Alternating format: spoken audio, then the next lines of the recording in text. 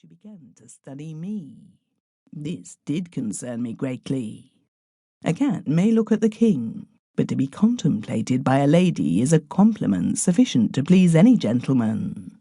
It was not gratified vanity that troubled my thoughts, but the consciousness that my appearance produced, first of all, a startled surprise, then undisguised alarm, and finally, indescribable horror. Now a man can sit quietly leaning on the head of his umbrella and glow internally, warmed and illumined by the consciousness that he is being surveyed with admiration by a lovely woman, even when he is middle-aged and not fashionably dressed. But no man can maintain his composure when he discovers himself to be an object of aversion and terror.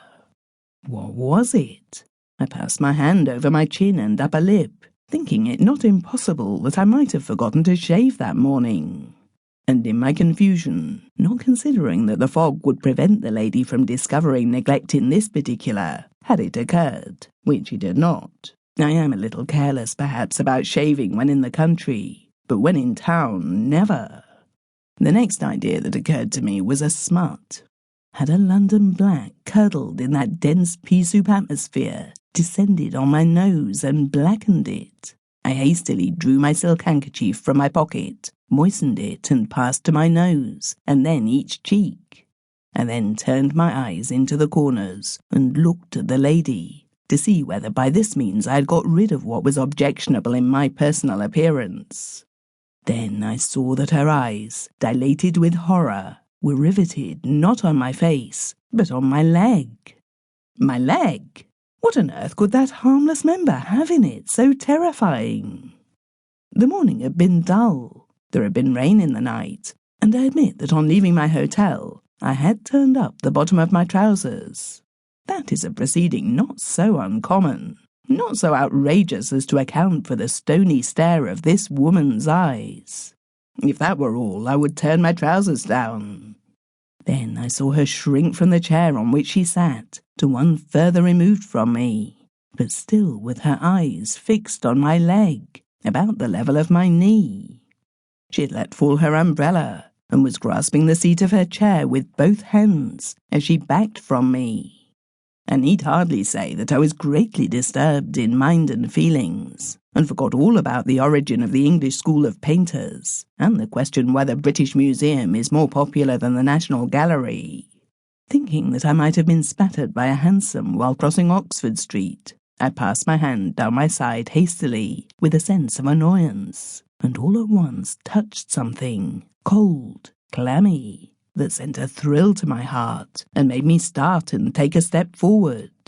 At the same moment, the lady, with a cry of horror, sprang to her feet and with raised hands fled from the room, leaving her umbrella where it had fallen.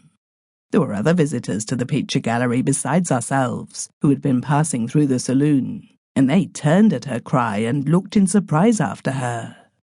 The policeman stationed in the room came to me and asked what had happened. I was in such agitation that I hardly knew what to answer. I told him that I could explain what had occurred little better than himself. I had noticed that the lady had worn an odd expression and had behaved in a most extraordinary fashion, and that he had best take charge of her umbrella and wait for her to return to claim it. This questioning by the official was vexing, as it prevented me from at once and on the spot investigating the cause of her alarm and mine. Hers as something she must have seen on my leg, and mine as something I distinctly felt creeping up my leg. The numbing and sickening effect on me of the touch of the object I had not seen was not to be shaken off at once. Indeed, I felt as though my hand were contaminated, and that I could have no rest till I had thoroughly washed the hand, and if possible washed away the feeling that had been produced.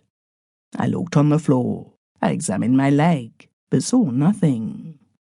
As I wore my overcoat, it was probable that in rising from my seat, the skirt had fallen over my trousers and hidden the thing, whatever it was. I therefore hastily removed my overcoat and shook it. Then I looked at my trousers. There was nothing whatever on my leg, and nothing fell from my overcoat when shaken. Accordingly, I reinvested myself and hastily left the gallery.